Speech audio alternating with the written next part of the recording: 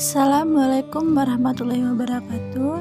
Nama saya Cindy Monica dan dengan rekan saya bernama Alvina Melisa. Nah, dari hasil yang kami lihat di Museum Kota Langsa, kami menemukan sebuah benda, yaitu benda keris dan juga benda mesin jahit. Nah, kalian udah tahu belum apa itu kegunaan benda keris dan juga mesin jahit? Jika belum, saksikan video kami dari awal sampai habis. Semoga suka. Assalamualaikum warahmatullahi wabarakatuh. Nama saya Alvina Melisa, merupakan mahasiswi dari Institut Agama Islam Negeri Jawiyah Cipta Langsa. Nah, di sini saya akan menjelaskan seputar benda yang saya temui di Museum Langsa. Benda itu adalah keris. Nah, apa itu keris? Keris merupakan senjata hitam golongan belati atau berujung runcing dan tajam pada kedua sisinya. Keris ini berasal dari Pulau Jawa yang memiliki ragam fungsi budaya yang dikenal di kawasan Nusantara bagian barat dan tengah. Bentuknya khas dan mudah dibedakan dari senjata lainnya karena tidak simetris di bagian pangkal yang melebar. Seringkali bilahnya berkelok-kelok dan banyak diantaranya memiliki pamor yang terlihat serat-serat lapisan logam pada helai bilahnya. Jadi, keris ini merupakan perwujudan yang berupa besi dan diyakini memiliki kandungan yang mempunyai makna harus kita hormati karena keris ini merupakan warisan budaya nenek moyang yang bernilai tinggi. Pada zaman dahulu, keris digunakan sebagai senjata dalam peperangan sekaligus benda pelengkap dalam sesajen. Namun, kini keris juga menjadi salah satu aksesoris dalam berbusana atau menjadi benda koleksi yang dilihat estetik. Dennis Lombard, sejarawan dunia, dalam bukunya yaitu Nusa Jawa menulis bahwa pemakaian keris muncul sejak akhir Kerajaan Majapahit. Sementara bentuk keris yang digunakan saat ini setidaknya sudah muncul sejak abad ke-10.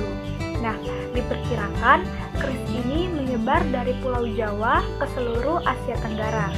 Beberapa daerah tersebarnya keris seperti di Madura, Nusa Tenggara, Sumatera, Aceh, hingga ke Malaysia, Thailand, Brunei Darussalam, dan Filipina Selatan. Keris ini di setiap daerah memiliki keunikan tersendiri dalam penampilannya, fungsi, dan istilahnya. Menurut buku keris, dalam perspektif keilmuan terbitan Kementerian Kebudayaan dan Pariwisata tahun 2011, sejarah keris masih dianggap kurang jelas. Meski nenek moyang yang pada umumnya beragama Hindu dan Buddha, bukti bahwa keris berasal dari India atau negara lain masih belum dapat dipastikan. Tidak ada juga bukti langsung senjata tradisional ini dengan kedua agama tadi. Nah, keris ini memiliki fungsi diantaranya sebagai berikut.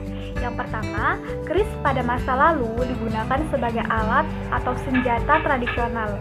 Yang kedua, keris ini yaitu benda pusaka yang merupakan warisan dari nenek moyang. Yang ketiga, keris ini sebagai benda sakral yang digunakan oleh penduduk Jawa di Aceh.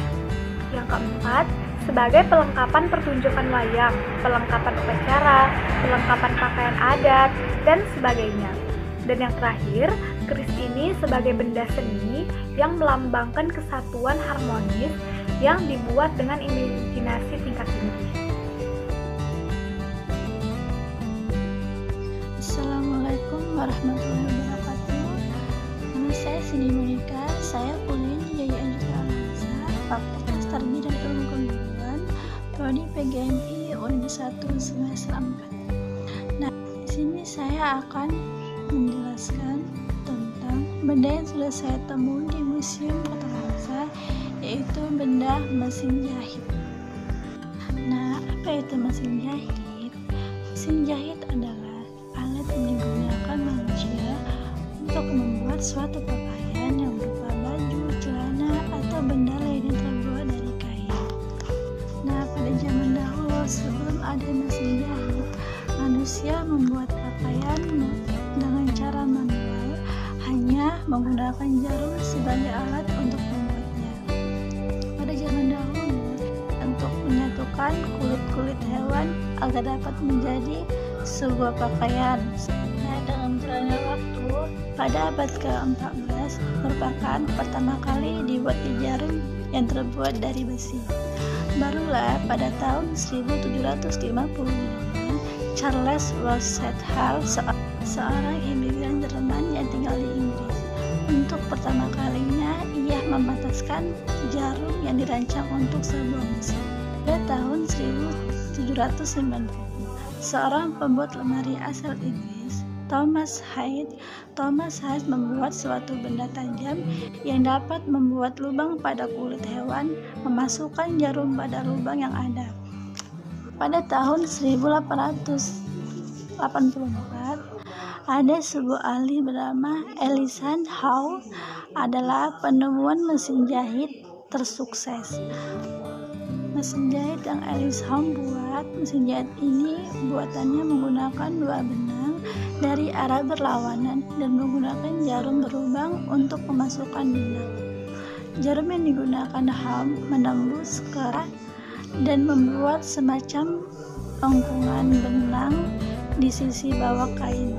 Hal ini memungkinkan benang dapat menyentuh kain-kain yang sebelumnya terpisah.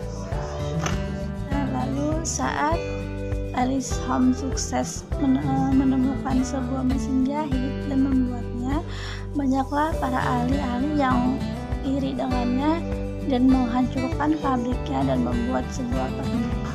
Jadi mereka saling berperang dan menghancurkan pabrik Howe tersebut. Lalu dengan berjalannya waktu hingga sekarang sudah modern. Mesin jahit sekarang digunakan dengan menggunakan listrik.